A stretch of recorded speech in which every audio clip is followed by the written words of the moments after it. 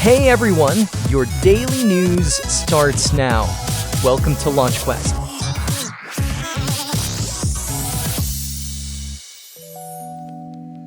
In the past few weeks, major digital game stores like Steam and itch.io have faced mounting pressure from payment processors to remove adult titles from their catalogs. At first, this seemed like a targeted move against explicit games, but new reports suggest the scope could be much wider. A representative from DRM-free platform Zoom Platform told Gaming on Linux that in those discussions, so-called problematic games weren't limited to adult content. Well-known franchises like Grand Theft Auto, Duke Nukem, and Saints Row were also mentioned as examples. According to Zoom Platform, they have no intention to taking down any titles. Instead, they are actively implementing ways to avoid forced removals. One step is the introduction of an internal wallet system, allowing users to add funds and make purchases without involving external transactions that could raise flags. Two-factor authentication has also been added to strengthen account security. GOG, another DRM-free store, has taken similar stance and even made several adult games temporarily free as a public statement of protest. The push reportedly began after complaints from Collective Shout, an Australian organization complaining against the sexualization of women in media. Their involvement has raised alarms within the gaming industry, as it suggests that the crackdown might not stop at explicit titles. Any game featuring controversial or uncomfortable themes could be targeted next.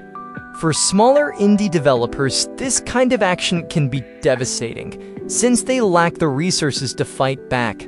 Large publishers, like Take-Two, on the other hand, could mount legal defenses, but the fact that the major payment processors can influence what's sold on digital shelves is troubling for everyone.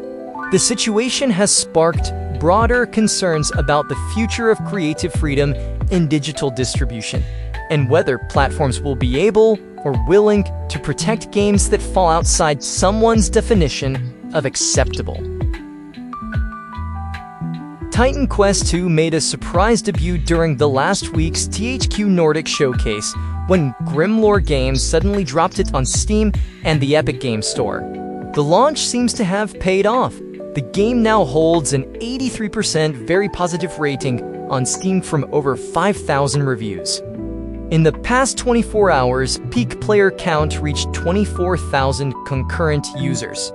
Pretty good number for a game that was, well, basically shadow dropped. The developers plan to keep it in early access for about a year, with a full release also coming to PlayStation 5 and Xbox Series consoles. By the end of the year, the indie modding team Task Renewal plans to release Skyblivion, a massive conversion project that brings the Elder Scrolls IV Oblivion into the Skyrim engine. With launch getting closer, the team has shared their 6th development diary, offering a fresh look at the project. Once again, they address the common question: why make Skyblivion if there's already an official remaster? The answer: new and reimagined content. The Oblivion Remastered upgrade offers improved graphics and minor gameplay tweaks, but leaves the original's repetitive dungeons and unchanged environments intact. In contrast, Skyblivion is a full remake, with handcrafted castles, villages, forts, ruins, and caves, each with unique interiors, plus redesigned major cities. For example, the port city of Anvil has been rebuilt entirely based on Bethesda's original concept art. To speed up development, the team is still welcoming new volunteers. Applications are open on their official website. There's no exact release date yet, but the goal is to launch before the year's end. What do you think about Skyblivion? Are you excited for its release, or was Bethesda's remaster enough for you? Let me know in the comments. The next entry in Virtua Fighter is being developed by Sega together with the Yakuza creators at Ryu Ga Gotoku Studio. At EVO 2025, the world's biggest annual fighting game tournament, the team finally showed a small gameplay demo. Until now, fans had only seen a short concept video with no actual gameplay. The footage features a simple training mode, 2 fighters trading blows in a spacious hall. But even in the bare-bones setup, fans can get first look at the in-game mechanics in the updated combat system. Ryu Ga Gotoku Studio has also added new visual touches, like dynamic close-ups during critical hits. The project is still going by the working title New Virtua Fighter project, with no confirmed platforms or release date. More details are promised at Tokyo Game Show this September. EA has shared more details on Battlefield 6 matchmaking. The game will feature what they call preferred crossplay, designed to make matches more fair between PC and console players. Instead of throwing everyone together, players will be grouped by input type.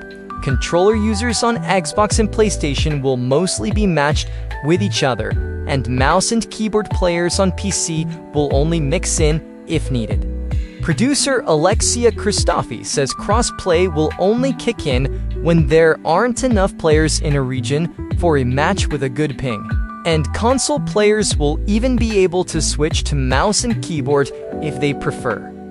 An insider also claims matchmaking will consider ping, location, server availability, and skill to some extent, with the goal to create balanced teams rather than stacking lobbies with only high-level players.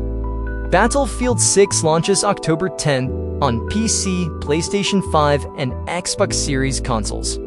There are 2 open betas planned, the first on August 9th to 10th, and the second on August 14th to 17th.